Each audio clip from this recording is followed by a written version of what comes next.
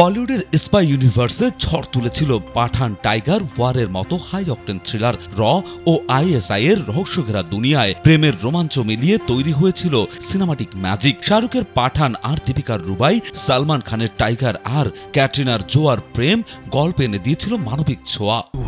Tiger, তেরি family, তেরা মুলক, তবে এখন পরিস্থিতি পাল্টেছে, আর সেই পাল্টে যাওয়া বাস্তবতার প্রভাব এসে পড়েছে রূপালী পর্দার চিত্রনাট্যেও। আন্তর্জাতিক কূটনৈতিক উত্তেজনা ও বর্তমান ভারত পাকিস্তান সম্পর্কের খারাপ আবহে এবার বলিউডের স্পাই ফ্রাঞ্চাইজিতে র ও আইএসআই এর মিলন নয়, বরং দূরত্বকেই রাখা হচ্ছে কেন্দ্রবিন্দুতে।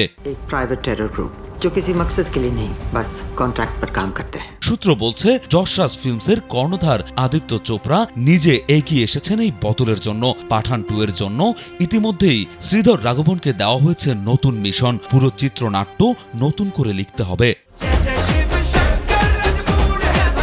এদিকে ওয়ার 2, সেখানে নাকি বেঁধেছে সবচেয়ে বড় গন্ডগোল। গল্পের এমন কিছু অংশ রয়েছে যা বর্তমান বাস্তবতায় বিতর্ক ডেকে আনতে পারে, আর তাই শেষ মুহূর্তে বদল হচ্ছে চিত্রনাট্যের একাধিক গুরুত্বপূর্ণ দৃশ্য। মাই ফ্রেন্ডস কল মি দূরদর্শন।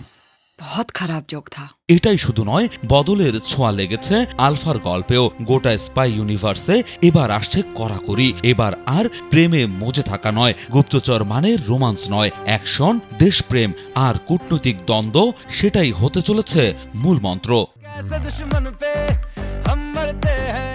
দর্শকদের জন্য এটা একদিক থেকে রোমাঞ্চকর নতুন অধ্যায়, যেখান থেকে শুরু হবে আরো বাস্তববাদী, আরো টান টান উত্তেজনায় মোড়া নতুন স্পাই জগতের কাহিনী। বিনোদন ডেস্ক, কালবেলা।